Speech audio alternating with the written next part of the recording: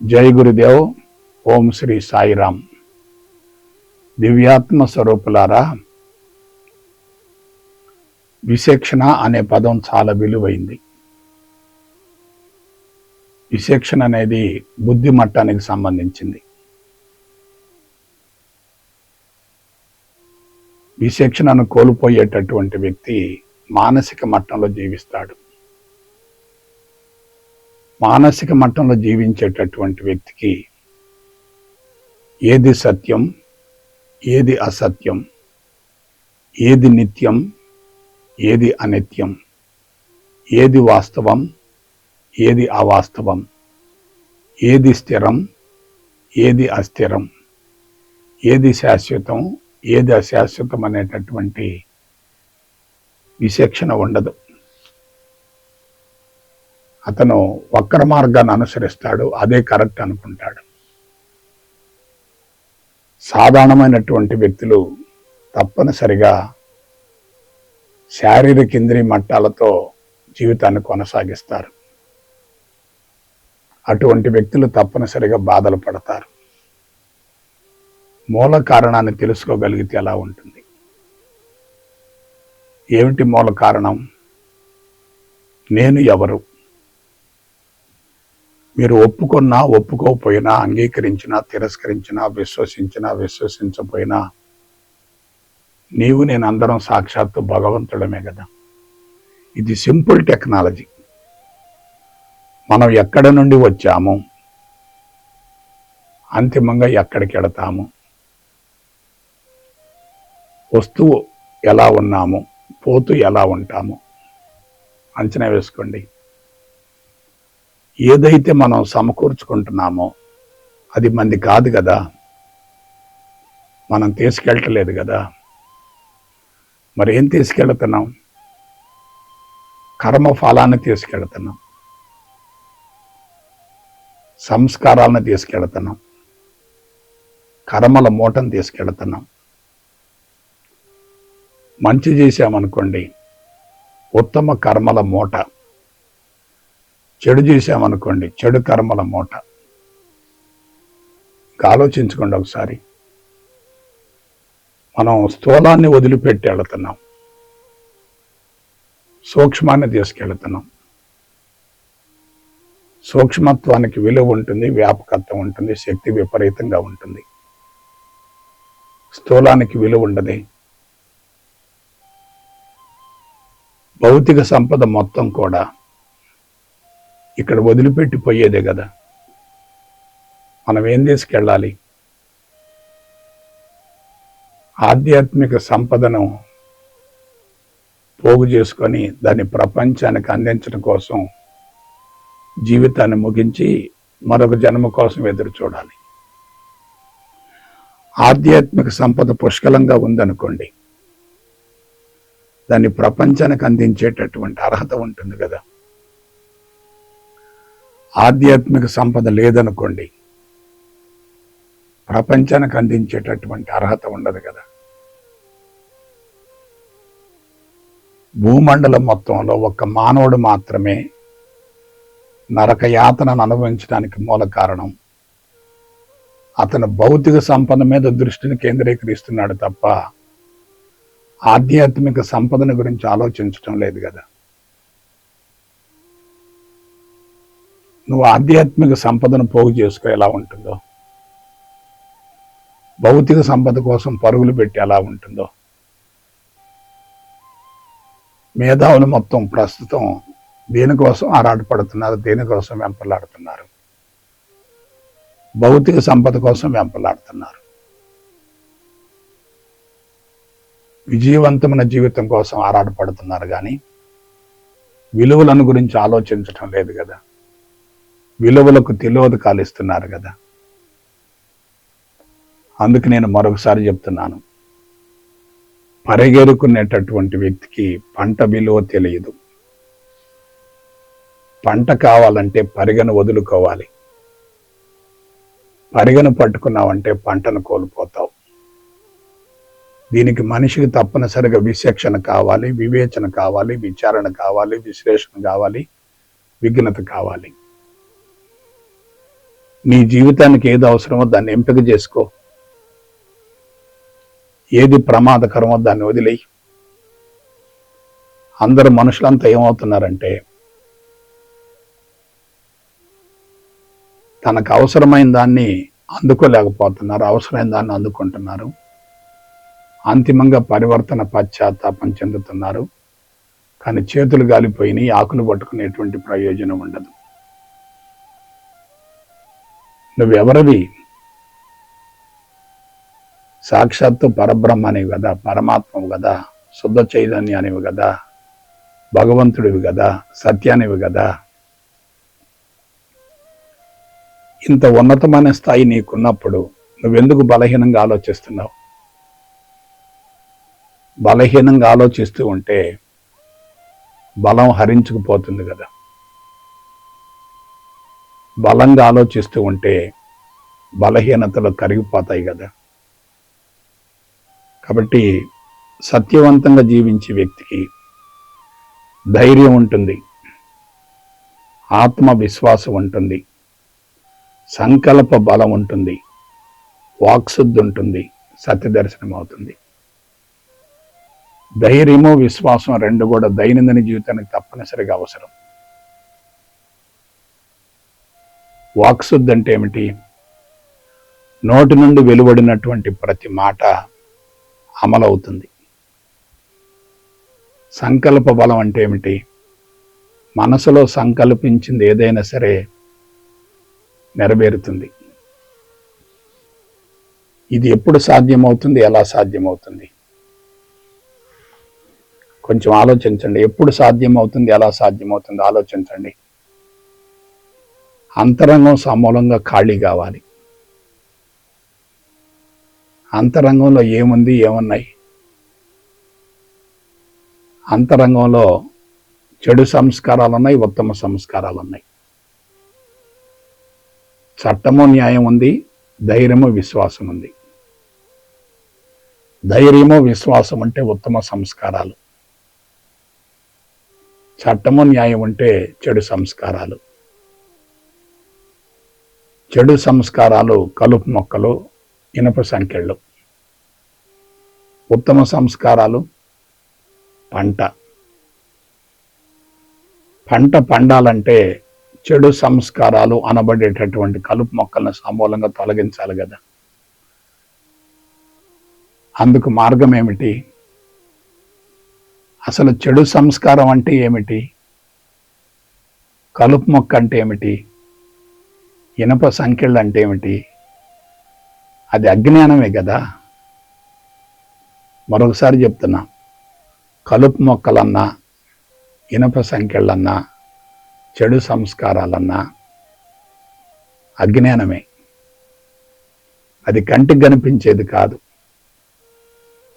దాని ప్రభావం మాత్రం తప్పనిసరిగా జీవితం మీద ఉంటుంది. మనం ఏం చేయాలి?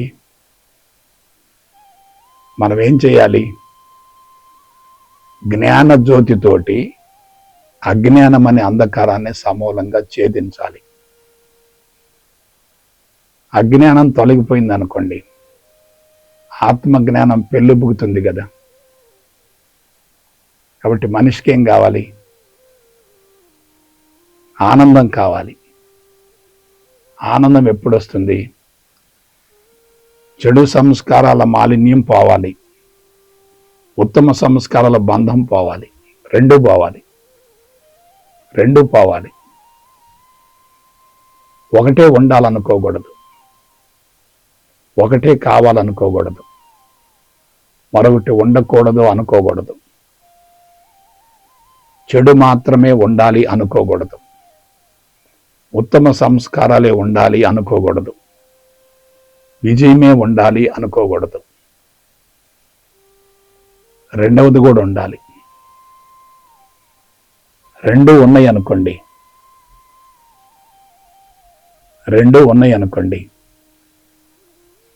రెండూ సమాన స్థాయిలో ఉన్నాయి అనుకోండి. రెండూ సమాన స్థాయిలో ఉన్నప్పుడు ఏది ఎక్కువ, ఏది తక్కువ? ఎక్కువ తక్కువ లేవు కదా. అదే యోగా. యోగా చిత్తవృత్తి నిరోధక. యోగ అంటే మనిషిని సమత్వంలో సమతుల్యంలో ఉంచేదే యోగ. రెండు రకాల సంస్కారాలు తీసేసామనుకోండి, తొలగించామనుకోండి, ఎలా తొలగిస్తాం? కర్మలు చేయకూడదు, దాని యొక్క స్వరూప స్వభావాన్ని గుర్తించగలిగితే చాలు. చెడు అక్కడుంది, దాన్ని మంచిగా గుర్తించు. మంచి అక్కడుంది, అందులో ఉన్న చెడును గుర్తించు. మనం కష్టపడేది ఏముంది? కరిగించేది ఏముంది? తొలగించేది ఏముంది? నరికేది ఏముంది? తీసివేసేది ఏముంది? గుర్తించు అంతే. చెడు భగవంతుడే, మంచి భగవంతుడే, సత్యం భగవంతుడే, మాయ భగవంతుడే. మాయకు మూలం ఏంటంటే సత్యమే. ఎప్పుడైతే మాయ కూడా సత్యం నుండి వచ్చింది అనే భావన కలుగుతుందో అక్కడ మాయ కరిగిపోతుంది కదా. ఇక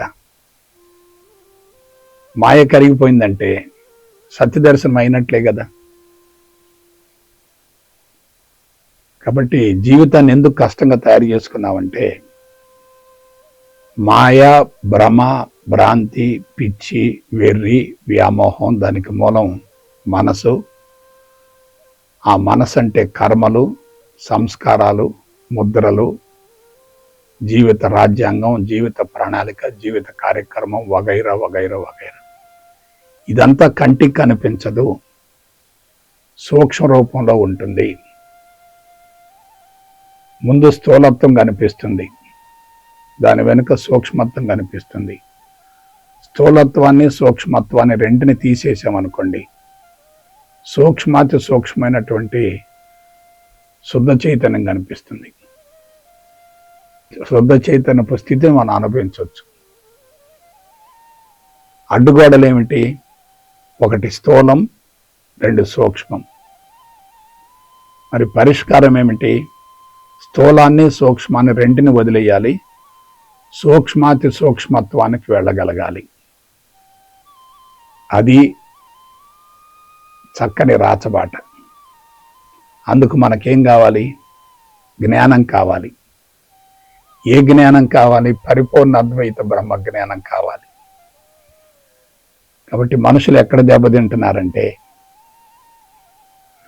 స్థూలంలో ఇరుక్కుపోతున్నారు, సూక్ష్మత్వాన్ని మోస్తున్నారు, అదే వాస్తవం అనుకుంటున్నారు. స్థూలము వాస్తవం కాదు, సూక్ష్మం కూడా వాస్తవం కాదు, శరీరము వాస్తవం కాదు, మనసు కూడా వాస్తవం కాదు, భౌతిక జగత్తు వాస్తవం కాదు, ఆ భౌతిక జగత్తుకు సంబంధించినటువంటి సమాచారం కూడా వాస్తవం కాదు. ఇది తెలుసుకోండి చాలిక. కాబట్టి మనం ఏం చేస్తున్నామంటే ప్రమాదకరమైన దానికోసం పరుగులు తీస్తున్నాం, ఆనందాన్ని ఇచ్చే దాని గురించి మాత్రం ఆలోచించడం లేదు. అక్కడే మనిషి జీవితంలో భర్తీ చేయలేనంత కోల్పోయాడు. ఇవాళకి వాళ్ళ ప్రపంచాన్ని మార్చడం సాధ్యం కాదు. ఎందుకంటే ప్రపంచమంతా భౌతికవాదపు మత్తులో ఉంది, కరెన్సీ మత్తులో ఉంది, ప్రాపర్టీ మత్తులో ఉంది, మనీ మత్తులో ఉంది, వెల్త్ మత్తులో ఉంది. ఆ మత్తది మత్తు, భ్రమ, భ్రాంతి, పిచ్చి, వెర్రి, వ్యామోహం. అటువంటి వ్యక్తులకు చెప్పిన అర్థం కాదు. ఎందుకంటే తాము పట్టిన కుందేటికి మూడే కాళ్ళు అనుకుంటారు. ఎప్పుడైతే ఆ కుందేటికి మూడే కాళ్ళు అనుకుంటారో వాళ్ళు మరొకదాన్ని స్వీకరించరు, స్వీకరించిన ఆచరించరు,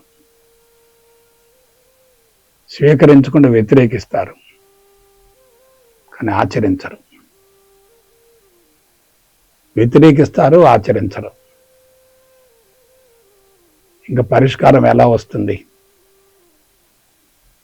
కాబట్టి దీనికి మూలం ఏమిటి? ఒక్క మానవుడే కదా. మీరు ఒకసారి ఊహించుకోండి, ఒక సంస్కారం ఏర్పడటం చాలా సులభం కదా, ఆ సంస్కారాన్ని తొలగించడం ఎంత కష్టం. ఏర్పడటం సులభం, తొలగిపోవటం కష్టం కదా.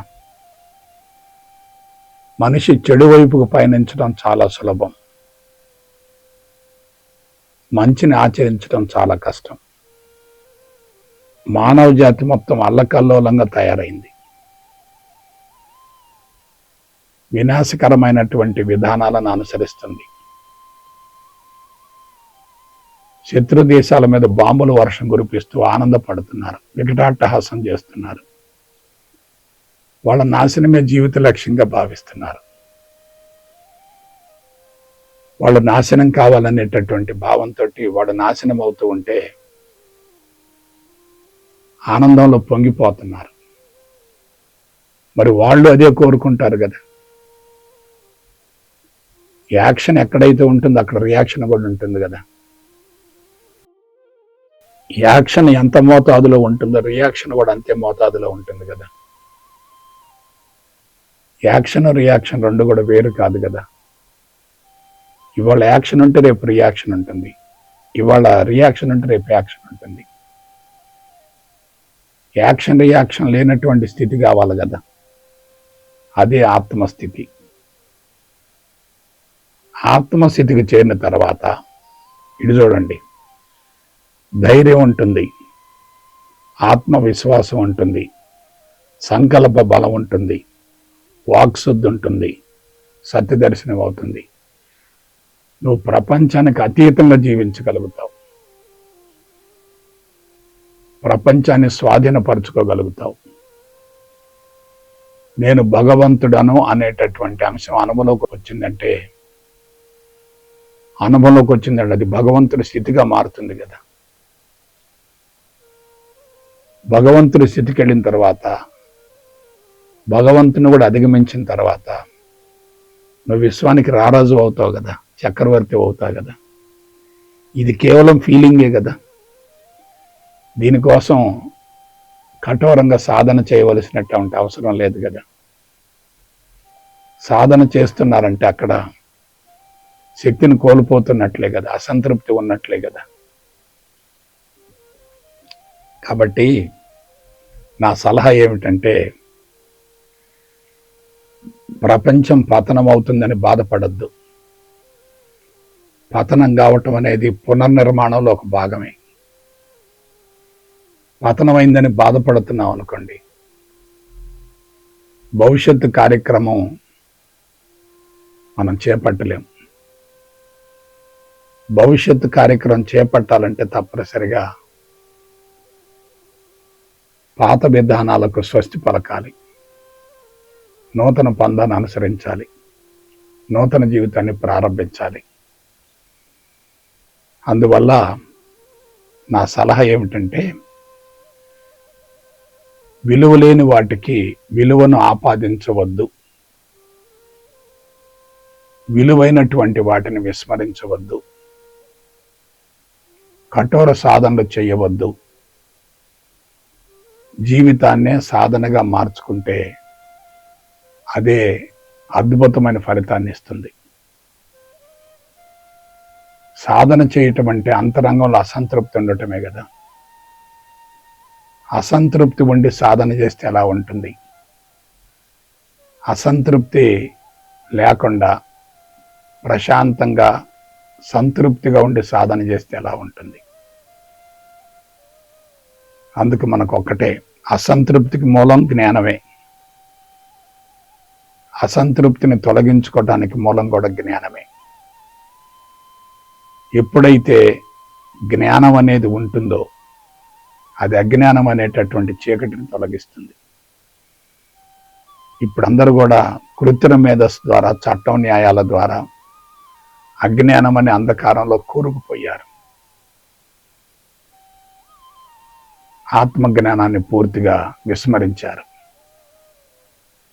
అందరిని గురించి తెలుసుకుంటున్నారు, తనను గురించి తాను తెలుసుకోలేకపోతున్నారు. ముందు మనల్ని గురించి మనం తెలుసుకుంటే అందరిని గురించి, అన్నిటిని గురించి తెలిసిపోతుంది కదా. మనల్ని గురించి మనం తెలుసుకోకపోతే అందరిని గురించి, అన్నిటి గురించి తెలుసుకున్నా అది పరిపూర్ణం కాదు కదా. కాబట్టి కొంచెం జాగ్రత్తగా విశ్లేషించుకోండి. జీవితాన్ని ఎవరికి తాకట్టు పెట్టవద్దు, ఎవరిని మోయవద్దు, ఎవరికి భారం కావద్దు, ఎవరిని ఇబ్బంది పెట్టద్దు. నీ జీవితానికి కర్త, కర్మ, క్రియ మూడు నువ్వే. భగవంతుడికి మానవ జీవితానికి ఎటువంటి సంబంధం లేదు. నీవు సాక్షాత్తు భగవంతుడమైనప్పుడు మరొక భగవంతుని గురించి ఆలోచించవలసిన అవసరం లేదు కదా. ఇద్దరు భగవంతులు ఎక్కడ ఉండరు కదా. ఉన్నది ఒక్కటైనప్పుడు, అదే అద్వైతమైనప్పుడు, అద్వైతమే సత్యమైనప్పుడు, ఆ సత్యానికి నీవు ప్రాధాన్యతనిచ్చేటట్లయితే అసత్యం అనేది కనుమరుగవుతుంది కదా. కాబట్టి సత్యవంతమైనటువంటి జీవితం అతి సులభంగా ఉంటుంది. అబద్ధపు జీవితం అతి ప్రమాదకరంగా ఉంటుంది, అతి కష్టంగా ఉంటుంది. అందువలన నా సలహా ఏమిటంటే, ముళ్ళును ముళ్ళుతో తీయాలి, వజ్రాన్ని వజ్రంతో కొయ్యాలి, కర్మలను కర్మల ద్వారా కరిగించుకోవాలి, అజ్ఞానం అనే అంధకారాన్ని జ్ఞానజ్యోతి ద్వారా దగ్ధం గావించుకోవాలి. దాన్నే జ్ఞానాగ్ని దగ్ధ కర్మాణం అంటారు. జ్ఞానం అనేటటువంటి అగ్నిలో మాయతో కూడినటువంటి కర్మల్ని సమూలంగా దగ్ధం గావించాలి. కర్మలు దగ్ధమయ్యాయి అనుకోండి, అక్కడ ఏముంటుంది? ఇక శూన్యమే కదా. అదే ఆత్మస్థితి కదా. ఆత్మస్థితి నుండి ఏ సంకల్పం పెట్టుకుని అది సునాయాసంగా నెరవేరుతుంది కదా. నీకు ఎంత కావాలో అంత వస్తుంది. ఎవరు రావాలో వాళ్ళు వస్తారు, ఎంత ఇవ్వాలో అంత ఇస్తారు, ఏమి ఇవ్వాలో దాన్ని ఇస్తారు. నీ అవసరాలు మాత్రం ఆగవు. అదనంగా ఉండకపోవచ్చు, కానీ ఎటువంటి లోటు ఉండదు. దీన్ని అందరూ తెలుసుకోలేకపోవచ్చు. ప్రారంభంలో ఏదైనా సరే అసౌకర్యంగా ఉంటుంది, ప్రమాదకరమని భావిస్తాం, కానీ అదే తర్వాత అమృతంగా మారుతుంది. ఆధ్యాత్మిక మార్గం అనేది విషతుల్యంగా ఉంటుంది, కానీ అమృతంతో అంతమవుతుంది. భౌతిక సంపద అమృతంగా భ్రమింపజేస్తుంది, కానీ విషతుల్యంగా ముగుస్తుంది. Beginning is not at all important, ending is more important. ప్రారంభం ముఖ్యం కాదు, ముగింపు చాలా ముఖ్యం. ముగింపు ఆనందకరంగా ఉండాలంటే ప్రారంభంలో తప్పనిసరిగా ఇబ్బందులు పడాలి. ఆ ఇబ్బందులు మొత్తం కూడా ఆనందానికి సోపానాలు అవుతాయి తప్ప వాటి వల్ల ఎటువంటి ప్రమాదం ఉండదు. అందువల్ల జీవితాన్ని గురించి అన్ని కోణాల నుండి లోతుగా అధ్యయనం చేయండి. ఏది అవసరమో దాన్ని పట్టుకోండి, ఏది ప్రమాదకరమో దాన్ని వదిలేయండి. నీ జీవితం నీ చేతిలో ఉంది. మరొకరికి నీ జీవితం మీద ఎటువంటి హక్కు లేదు. నీకు కూడా మరొకరి జీవితం మీద హక్కు లేదు. స్వతంత్రంగా జీవిస్తున్నాం, స్వతంత్రంగా పుడుతున్నాం, స్వతంత్రంగా జీవితాన్ని కొనసాగించాలి, స్వతంత్రంగానే జీవితాన్ని ముగించాలి. అదే ఆధ్యాత్మికతలోని ఔన్నత్యం. కాబట్టి అందరూ ఆ దిశగా జీవిత ప్రణాళికలు రూపొందించుకుని ముందుకు సాగాలని మనస వాచ కర్మణ కోరుకుంటూ సెలవు తీసుకుంటా. జై గురుదేవ్, జై గురుదేవ్, జై గురుదేవ్.